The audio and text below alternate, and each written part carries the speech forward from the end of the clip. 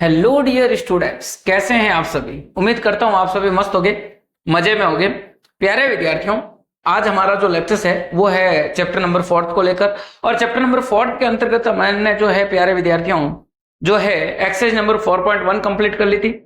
Exercise number 4.2 के अंदर जो गुणनखंड विधि अपन ने थी वो भी अपन ने कंप्लीट कर ली थी। आज अपन चलते हैं एक्सरसाइज नंबर 4.2 के प्रश्न नंबर 2 की ओर। प्रश्न नंबर 2 हमें क्या कह रहा है, तो आइए विद्यार्थियों आज हम चलते हैं एक्सरसाइज नंबर 4.2 और 4.2 का प्रश्न संख्या 2।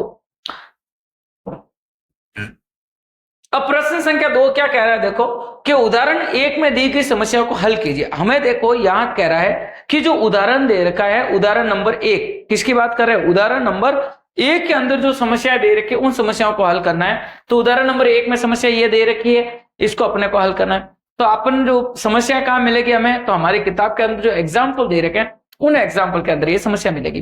तो प्यारे विद्यार्थियों देखो हमें कह रहा है उदाहरण नंबर 2 के अंदर उदाहरण नंबर 1 में दी गई समस्याओं को हल कीजिए। जॉन और जीवंती दोनों के पास कुल मिलाकर 45 कंचे। अपने को बोला एक जॉन है एक जीवंती है, उन दोनों के पास मिलाकर टोटली मिलाकर 45 कंचे हैं। फिर अपने को बोला दोनों 5-5 कंचे खो देते हैं और अब उनके पास कंचों की संख्या का गुणनफल 124 है। कि यानी दोनों जो है 5 कंचे जॉन भी खो देता है, 5 कंचे जीवंती भी खो देती है। तो अपने को बोला दोनों ने 5-5 कंचे खो दिए। अब उनके पास जो कंचे बचे होने के बाद में जो बचे उन दोनों को गुणा करें, उन दोनों को क्या करें, गुणा करें। तो उनका गुणनफल जो है 124 आता है। तो उनका गुणनफल कितना आता है, निकल के हमारे पास 124 निकल के आता है। तो हम जानना चाहते थे कि आरंभ में उनके पास कितने कंचे थे। तो माना जॉन के पास x कंचे थे, तो मान लेते हैं माना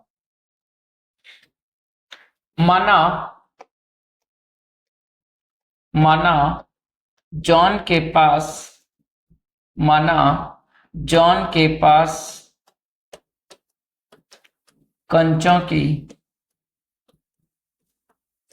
संख्या बराबर x। तो जीवंती के पास कितना हो जाएगा भाई, तो जीवंती के पास कंचों की संख्या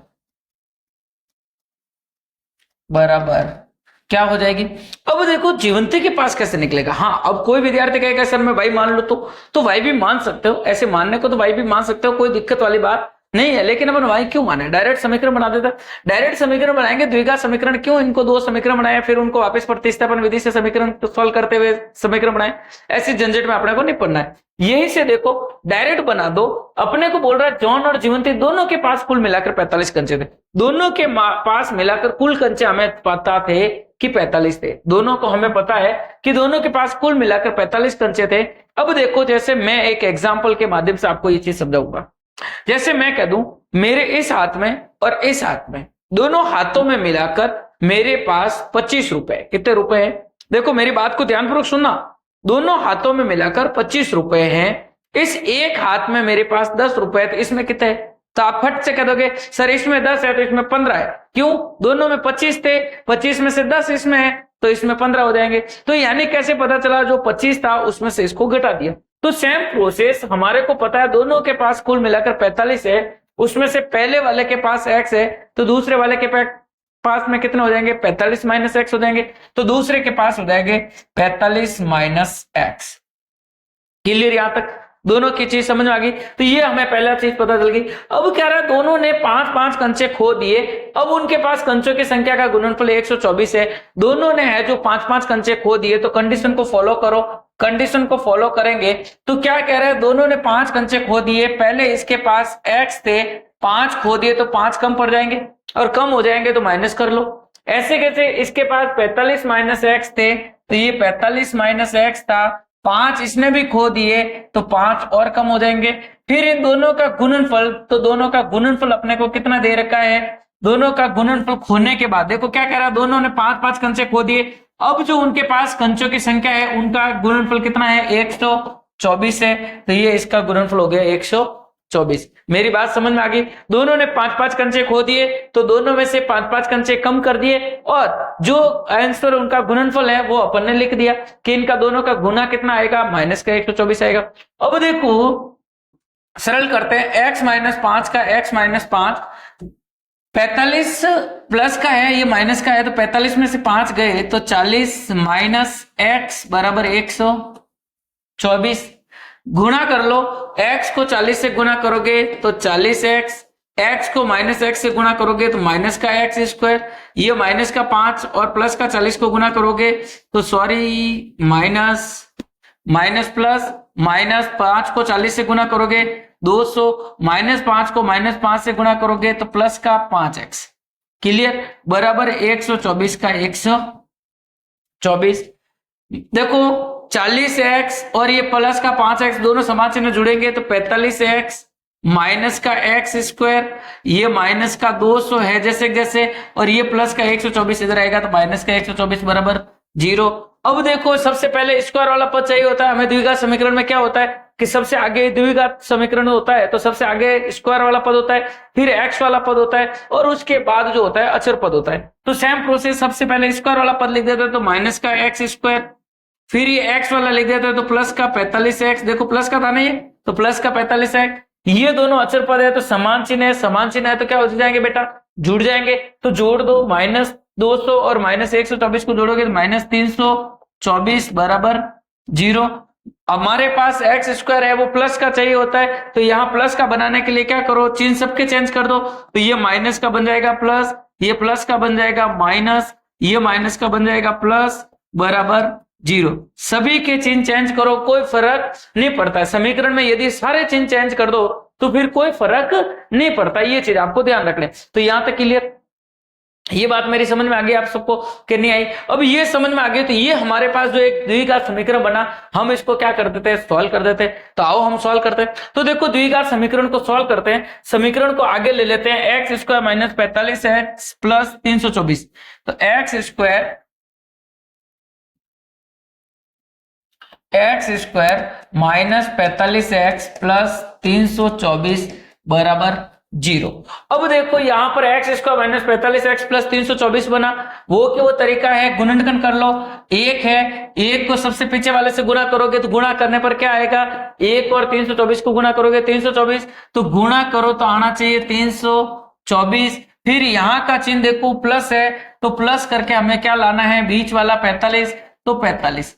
अब देखो यहां हमारे पास गुणा करके लाना है 324 और जोड़ के लाना है 45, तो इसके टुकड़े कर दो, टुकड़े करोगे हमें जानते हैं कि अगर प्लस करके लाना होता है तो गिनती कहां से शुरू होती है बेटा, 0 से शुरू होती है।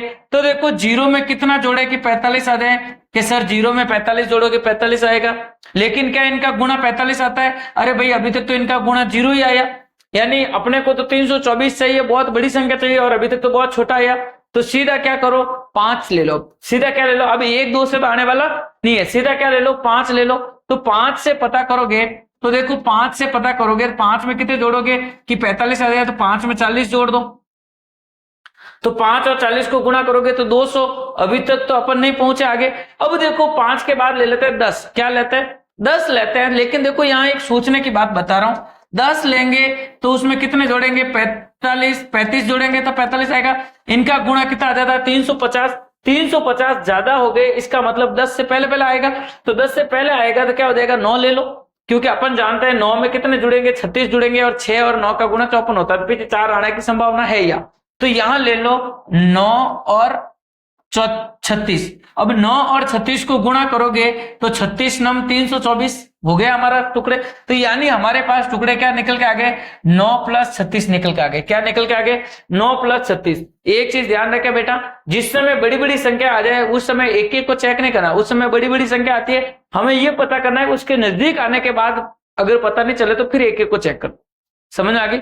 ऐसे डायरेक्टली पता चलता है, बहुत अच्छी बात है, लेकिन नहीं तो अपने को 5 छोड़ के चेक कर दो। इससे भी ज्यादा अगर बड़ी संख्या आ जाए तो फिर 10 छोड़ के चेक कर दो, और बड़ी आ जाए तो फिर 20 छोड़ के चेक कर दो। तो ये तरीका होता है इसको चेक करने का, ठीक है। ऐसे अगर वो 324 का गुणनखंड करके भी आप कर सकते हैं, गुणनखंड मेथड से भी इसका आंसर निकाल सकते हैं तो भी निकल जाएगा, ठीक है ना। तो प्यारे विद्यार्थियों, हमारे पास टुकड़े क्या निकल के आ गए, 9 प्लस 36 निकल के आ गए। यहां रख लेते हैं 9 प्लस 36 के टुकड़े, एक्स स्क्वायर का एक्स स्क्वायर माइनस 45 की जगह क्या लिखेंगे, 9 प्लस 36, तो x है तो 9x प्लस 36 है, प्लस 324 बराबर जीरो, एक्स स्क्वायर का एक्स स्क्वायर, माइनस कोष्टक के बाहर माइनस का चिन्ह है, अंदर के सारे चिन्ह क्या हो जाएंगे, चेंज हो जाएंगे। तो चेंज कर दो, ये प्लस का 9x है, माइनस का 9x हो जाएगा, ये प्लस का 36x है, माइनस का 36x हो जाएगा, ये प्लस का 324 है जैसे जैसे, और बराबर 0 हो जाएगा। अब हमारा प्रोसेस क्या था, अब हमारा प्रोसेस था आगे वाले दो में से कॉमन लो और पीछे वाले दो में से कॉमन लो। तो आगे वाले दो, पीछे वाले दो। अब आगे वाले दो और पीछे वाले दो में कॉमन क्या आ रहा है, देखो मेरे बेटा, तो कॉमन आ रहा है एक्स इसमें भी है, एक्स इसमें भी है, तो एक्स को कॉमन ले लो। आगे वाले में सिर्फ एक्स ही आ रहा है, अरे भाई जो आएगा वही लूंगा ना, दूसरा कहां से लूंगा। तो देखो एक्स इसमें भी है, एक्स इसमें भी है, तो एक्स कॉमन ले लूं। एक्स स्क्वायर में से एक्स कॉमन लिया, एक्स माइनस 9x में से x कॉमन लिया तो 9। अब देखो x माइनस 9 बन गया, यहां x माइनस 9 बना, तो पीछे से भी हमें क्या बनाना होता है, x माइनस 9 बनाना है। अब x माइनस 9 बनाना, तो देखो यहाँ x है, यहाँ x के साथ क्या है, माइनस का 36 है, तो कॉमन क्या ले लेते हैं, माइनस का 36 अपन ले लेते हैं कॉमन, तो माइनस 36 को ले लो कॉमन। देखो माइनस कॉमन लिया तो चिन्ह चेंज हो जाएंगे, ये माइनस का प्लस में कन्वर्ट हो जाएगा, 36 बाहर ले लिए तो क्या बचेगा x, ये प्लस का क्या बन जाएगा माइनस, 324 में 36 का भाग दोगे तो 9 बार जाएगा, कितनी बार जाएगा, क्योंकि 36 9 2 324, तो 9 बार जाएगा, बराबर 0 का 0। एक बार x माइनस 9 कॉमन ले लो, पीछे क्या बचेगा x माइनस 36 बराबर 0, तो x माइनस 9 के बराबर में 0, x माइनस 36 के बराबर में 0, तो x की वैल्यू 1 तो आएगी 9 और 1 आ जाएगी 36, यानी x की वैल्यू निकली, x की वैल्यू निकली, इसका मतलब किसकी संख्या निकली, जॉन की संख्या निकली। तो जॉन के पास कंचों की संख्या निकल गई, तो जॉन के पास कंचों की संख्या। अब जॉन के पास निकली तो जीवंती के पास निकाल दो, तो निकाल दो जीवंती के पास, जीवंती के पास कंचों की संख्या क्या थी, जीवंती के पास कंचों की संख्या 45 माइनस एक्स, ऐसे कैसे इसमें भी रखना पड़ेगा 45 माइनस एक्स, तो क्या हो जाएगा 45 माइनस 9, इधर हो जाएगा 45 माइनस 36, तो 45 में से 9 गए 36 और 45 में से 36 गए तो 9, यानी कहने का मतलब क्या हुआ कि जब जॉन के पास 9 कंचे हो गए तो जीवंती के पास 36 कंचे हो गए, और अगर जॉन के पास 36 कंचे हो गए तो जीवंती के पास 9 कंचे हो गए, कुल मिलाकर कंचों की जो संख्या आएगी वो 9 और 36 आएगी। क्या आएगी, अब दोनों में से किसी के पास हो सकता है, वो कोई जरूरी नहीं है कि 9 इसके पास है या 36 इसके पास है, या फिर 36 इसके पास है और 9 इसके पास है। तो ये थी चीज अपने को समझ में आ गई। तो चलते हैं विद्यार्थियों अगला प्रश्न की ओर। अगला इसी का दूसरा एग्जाम्पल है, इसी का दूसरा एग्जाम्पल। अब इसी का दूसरा एग्जाम्पल के अंदर दो प्रश्न दे रखे थे, जो दूसरा है ना अपने को बोला ना उदाहरण 2 के, उदाहरण नंबर 1 के अंदर, सॉरी 2 नहीं, दूसरा तो प्रश्न था उदाहरण नंबर 1 का बोला था। तो उदाहरण नंबर 1 के अंदर 2 समस्याएं, पहली वो थी, दूसरी ये है। अब दूसरी समस्या क्या कह रहा है कि एक कुटीर उद्योग एक दिन में कुछ खिलौने निर्मित करता है। एक कुटीर उद्योग है, एक कोई खिलौने बनाने वाला उद्योग है, जहां पर जो है खिलौने का निर्माण करते हैं, यानी वहां खिलौने का निर्माण किया जाता है। प्रत्येक खिलौने का मूल्य 55 रुपए में से एक दिन में निर्माण किए गए खिलौनों की संख्या को घटाने से प्राप्त संख्या के बराबर आता है। अब अपने को कह रहा है कि जो खिलौनों की जो रेट है, जो खिलौना का मूल्य जो है वो कैसे प्राप्त होता है, कि 55 रुपए में से एक दिन में निर्माण किए गए खिलौनों की संख्या को घटाना है। अब एक दिन में निर्माण किए गए खिलौनों की संख्या को घटाने का इसका मतलब क्या हुआ कि अगर आप मान लो 10 खिलौने बनाते हो तो 55 में से 10 घटा दो तो 45 रुपए खिलौने की रेट आ जाएगी। अगर आप 20 खिलौने बनाते हो तो 55 में से 20 घटा दो, यानी 35 रुपए उस खिलौने की रेट आ जाएगी। यानी रेट निकालने के लिए एक ऐसा तरीका रखा हुआ है वहां पर। फिर अपने को कह रहा है किसी एक दिन कुल निर्माण लागत 750 थी। कुल निर्माण लागत कितनी थी, 750 रुपए थी। यदि हम उस दिन निर्माण किए गए खिलौनों की संख्या ज्ञात करना चाहेंगे, अगर अपन को खिलौनों की संख्या ज्ञात करनी है तो कैसे निकलेगा, तो देखो बिल्कुल इजी है। अपने को बोला हुआ है खिलौने कितने हैं, तो खिलौने हमें अभी पता नहीं है, तो मान लेते हैं खिलौनों की संख्या बराबर x। तो माना खिलौनों की संख्या बराबर, माना निर्मित खिलौनों की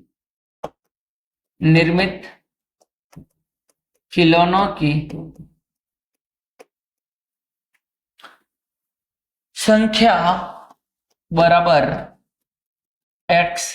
निर्मित खिलौनों की संख्या को क्या मान लिया अपन ने, x मान लिया। अब अपने को क्या कह रहा था कि प्रत्येक खिलौने का मूल्य कैसे पता चलता है हमें, 55 में से वो खिलौने की संख्या घटाओ तो मूल्य क्या हो जाएगा, तो मूल्य यहां से हमें प्राप्त हो जाएगा, हमें पता है 55 रुपए में से जितने खिलौने निर्मित होते हैं उनकी रेट को, उसकी संख्या को घटा दो तो 55, और अपने खिलौने कितने निर्मित हुए x, तो 55 में से क्या घटा दो, x घटा दो, तो 55 माइनस x। अब कंडीशन के अकॉर्डिंग चलो देखो, अब कंडीशन क्या कह रही है उसको समझो। अब कंडीशन हमें कह रही है आगे कि 55 माइनस एक्स मूल्य अपने को पता चल गया। अब देखो कह रहा है किसी एक दिन, कोई ना कोई एक दिन ऐसा था, उस दिन कुल निर्माण लागत कैसे आती है। अब देखो कुल निर्माण लागत कैसे आती है मैं आपको बताता हूं। अगर मैं कह दूं एक पेन का मूल्य 5 रुपए है तो 2 पेन के कुल कितने रुपए हो गए, तो आपको हो गए 10। अगर 3 पेन के तो 15, 4 पेन के तो 20। कैसे पता चलता है आपको कि जितने पेन हैं, जितने खिलौने बनाए उसको उसकी 1 रुपए की रेट से क्या कर दो, गुणा कर दो। तो सेम प्रोसेस कुल निर्माण लागत कैसे निकलेगी, जितने खिलौने बनाए उसको उनकी रेट से क्या कर दो, गुणे कर दो, तो कुल लागत आ जाएगी। तो यानी कुल निर्माण लागत 750 थी, तो 750 थी तो देखो खिलौने कितने बनाए थे अपन ने, एक्स बनाए थे, उनका मूल्य क्या था 55 माइनस एक्स था। तो ये दोनों को क्या कर दो, गुणा कर दो, और उसका टोटल रुपए कितने थे 750 थे, तो बराबर में क्या लगा दो 750। सॉल्व कर दो, देखो एक्स को 55 से गुणा करोगे तो 55x, एक्स को माइनस एक्स से गुणा करोगे तो माइनस का एक्स स्क्वायर बराबर 750। इनको इधर ले आओ तो देखो माइनस का एक्स स्क्वायर सबसे आगे लिख देता हूं क्योंकि स्क्वायर वाला जो पद होता है सबसे आगे चाहिए। फिर ये प्लस का 55x है, जैसे जैसे ये प्लस का 750 इधर आएगा तो माइनस 750 बराबर 0। सबके चिन्ह चेंज कर दूं क्योंकि अपने को एक्स स्क्वायर वाला पद कैसा चाहिए, प्लस का चाहिए, तो सबके चिन्ह कर देता हूं मैं चेंज। तो चेंज करूंगा तो देखो क्या हो जाएगा बेटा, चेंज करूंगा तो ये माइनस का है ये प्लस का हो जाएगा, ये प्लस का है ये माइनस का हो जाएगा, और ये माइनस का है वो प्लस का हो जाएगा बराबर 0। तो यानी जो ये हमारे पास एक द्विघात समीकरण बन के आ गया। क्या बन के आ गया, ये हमारे पास एक द्विघात समीकरण बन के आ गया। अब इस द्विघात समीकरण को क्या कर लेते हैं, सॉल्व कर लेते हैं। तो ले लेते हैं अगले पेज पर इस द्विघात समीकरण को। अगले पेज पे समीकरण है हमारे पास x square minus 55x plus 750। तो लिख देते हैं x square minus 55x, x square minus 55x plus 750 बराबर 0। X square minus 55x plus 750 बराबर 0। ये अपने समीकरण लिख दिया। तरीका वो के वो है, इसके साथ क्या है बेटा, जिसके साथ कोई नहीं होता उसके साथ कौन होते हैं, तो हमारे भगवान होते हैं, प्रभु श्री राम। याद रखो कौन होते हैं, भगवान होते हैं। और भगवान है तो एक को 750 से गुणा करोगे तो क्या आएगा बेटा 750 आएगा, यानी गुणा करने पर तो आता है 750। यहां पर है प्लस, और प्लस करके क्या लाना है 55, तो प्लस करके लाना है हमें 55। वो कि वो तरीका, ऐसी संख्या बताओ कि गुणा करे तो 750 आ जाए और जोड़े तो 55 आ जाए। तो बताओ देखो भाई ऐसी कौन सी संख्या होगी जिनको गुणा करे तो 750 और जोड़े तो 55। वही तरीका 0 से स्टार्ट करो, जोड़ने की है तो 0 में 55 जोड़ू तो कितने आएंगे, 0 में 55 जोड़ूंगा तो 55 आएंगे, लेकिन इनका गुणा तो अभी तक 55 ही आया, बिल्कुल छोटा आ गया। आगे चलो सीधा 5 से चेक करो। अब 5 में कितने जोड़ू देखना, 5 में कितने जोड़ू कि 55 आ जाए, तो 50 जोड़ दो। तो लेकिन इनका गुणा अभी तक 250 से आए, अभी तक बहुत दूर है। सीधा चलो 10 पे, किससे चलो 10 पे चलो, 10 पे चलोगे तो 10 में कितने जोड़ू, तो 10 में 45 जोड़ू, तो 10 में 45 जोड़ूंगा तो गुणा 55 तो आ जाएगा, लेकिन गुणा अभी तक 450 ही आए, यानी अभी तक दूर है। सीधा 15 ले लो, 15 में कितना जोड़ू कि 55 आ जाए, तो 15 में आप कहेंगे सर 15 के अंदर आप जोड़ो 40, तो 15 में 40 जोड़ूंगा तो क्या हो जाएगा 15 और 40 का गुणा 600 आए, यानी अब हमारा आने का चांस बन रहा है, यहां पर आने का चांस बन रहा है। तो जस्ट आप 15 के बाद ले लो 25 एक बार, क्या ले लो ताकि हमें पता चल जाएगा, तो सॉरी 20 ले लो, 15 के बाद ले लो 20। अब 20 में कितने जोड़ो कि 55 आ जाए, तो आप कहोगे सर 20 में 35 जोड़ो तो 55 आएगा, तो 20 में 35 जोड़ूंगा तो 35 और 20 को गुणा करूंगा तो कितना आ जाएगा 700। देखो आ गया 700। अब यहां 700 आ गए, इसका मतलब यही कहीं हमारे गुणे मिलेंगे। तो जस्ट इसके बाद ले लो 25, और 25 में कितने जोड़ोगे, तो 25 में 30 जोड़ोगे, और 25 में 30 जोड़ोगे तो इनका गुणा आ जाएगा 750। क्लियर? तो ऐसे पता चलता है बेटा। और अगर आपको डायरेक्ट दिमाग चलता है तो बहुत अच्छी बात है। ऐसे हमारे को कई विद्यार्थी बार बार अगर करने लग जाएंगे तो आपको डायरेक्टली पता चलने लग जाएगा।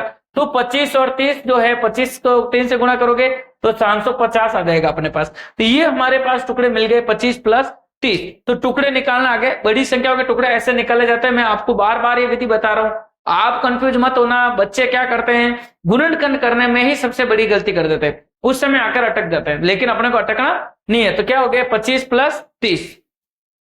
तो देखो एक्स स्क्वायर का एक्स स्क्वायर माइनस का माइनस क्या हो जाएंगे 25 प्लस 30, तो 25x प्लस 30x प्लस 750 है जैसे जैसे बराबर 0। क्लियर? यहां तक समझ में आ गई। अब चलते हैं आगे। एक्स स्क्वायर का एक्स स्क्वायर, कोष्टक के बाहर माइनस का चिन्ह है, अंदर के चिन्ह चेंज हो जाएंगे। ये प्लस का 25x है, माइनस का 25x हो जाएगा। ये प्लस का 30x है, माइनस का 30x हो जाएगा। ये प्लस का 750 हो जाएगा। देखो सॉल्व करो, आगे वाले दो पीछे वाले दो, यही तरीका होता है कि आगे वाले दो में से कॉमन लो और पीछे वाले दो के अंदर से कॉमन लो। बराबर का 0 में खा गया, भूख लगी थी मुझे, लो सर लिख दिए। तो आगे वाले दो और पीछे वाले दो के अंदर जो है कॉमन लूंगा, तो आगे वाले दो में x कॉमन आ रहा है, x इसमें भी है, x इसमें भी है, x कॉमन ले लो। तो देखो एक्स स्क्वायर में से x कॉमन लिया, x माइनस 25x में से x कॉमन ले लिया तो 25। सेम प्रोसेस माइनस, देखो यहाँ x माइनस 25 बनाना है, x के बनाना है, x ले लो, वो साथ में माइनस 30 है तो माइनस 30 को क्या ले लो, कॉमन ले लो। माइनस 30 को कॉमन लूंगा तो क्या आ जाएगा, देखो माइनस 30 कॉमन लूंगा तो x, ये प्लस का बन जाएगा माइनस, और 750 में 30 का भाग दूंगा तो 25 बार बराबर 0। तो x माइनस 25 एक बार कॉमन ले लो, दूसरी बार x माइनस 30 ले लो। तो क्या हो जाएगा x माइनस 25, तो यानी x की वैल्यू कितनी आ जाएगी, ये सॉरी 0 रख लेता हूं एक बार। x माइनस 25 बराबर 0 और x माइनस 30 बराबर 0। तो x ये माइनस का 25 उधर जाएगा तो प्लस का 25, और x बराबर माइनस का 30 है, उधर जाएगा तो प्लस का 30। हमें केवल क्या पूछा था, खिलौनों की संख्या ज्ञात करनी थी। खिलौनों की संख्या ज्ञात करनी थी तो खिलौनों की संख्या x मानी थी अपन ने, तो ये आ गई हमारे पास खिलौनों की संख्या। क्या आ गई, खिलौनों की संख्या। अब खिलौनों की संख्या एक 25 है, एक 30 है, अब कोई बचाएगा सर ये कैसे संभव है।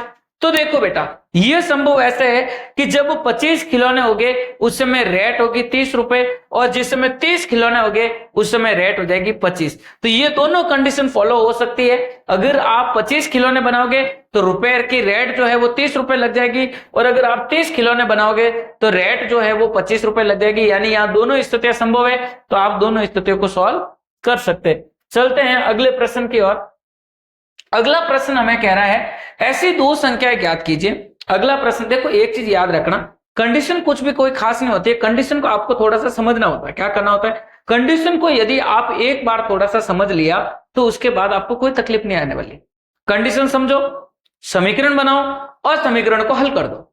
ये सारी चीजें एक ऐसी चीजें है बेटा कि आप आराम से सीख सकते हैं, आराम से समझ सकते हैं, इसमें कोई इश्यू नहीं है, कोई ऐसी बड़ी बात नहीं है, कोई मोटी बात थोड़ी है कि सर ये कैसे हो गया वो हो गया। अरे कुछ नहीं है भाई, समीकरण समस्याएं दे रखी है, आप उसको किस में कन्वर्ट कर दो, समीकरण में कर दो।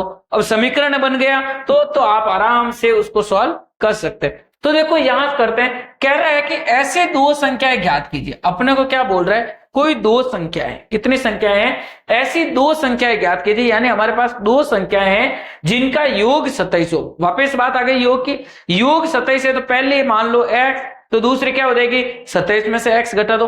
योग की बात आते ही क्या करो, पहले वाले को घटा दो। जैसे मैंने आपको उदाहरण दिया था, मेरे दोनों हाथों में मिलाकर 25 रुपए हैं, इसमें 10 है तो इसमें कितने हो जाएंगे 15। कैसे पता चलता है, जितने टोटल है उनमें से जो पहले वाले के पास है वो घटा दो। तो सेम प्रोसेस अपने को बोला, दो संख्या है तो माना पहली संख्या बराबर x, माना पहली संख्या बराबर x और दूसरी संख्या